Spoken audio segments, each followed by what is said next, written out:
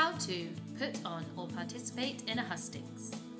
One way to push candidates on their commitments to women's rights is to hold a husting.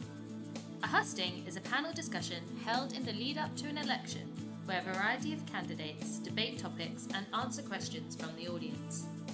It is a way of holding candidates to account and an opportunity to secure commitments from them.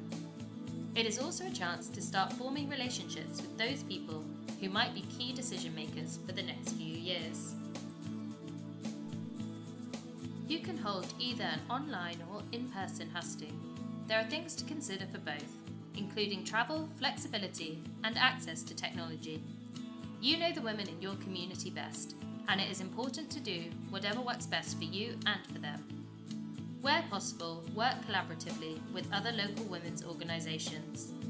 This will make it easier to organise with limited resources and capacity, get more women there, and add more weight to your asks to make it an event candidates can't ignore. Here are some top tips for your husting. 1. Invite all local candidates from the main political parties. 2. Pick a date that doesn't clash with other local events. 3.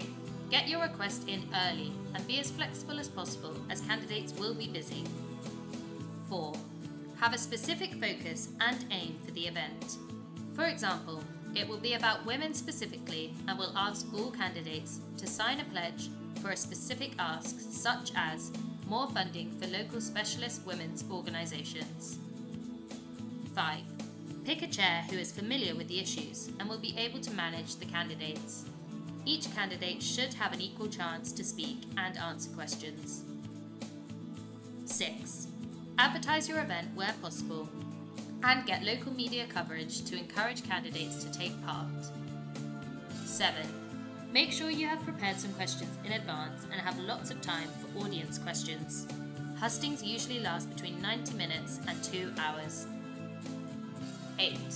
Start the session with introductory remarks from each candidate. This could be framed around a question. For example, what are you going to do to ensure the issues affecting women in our local area are addressed if you are elected?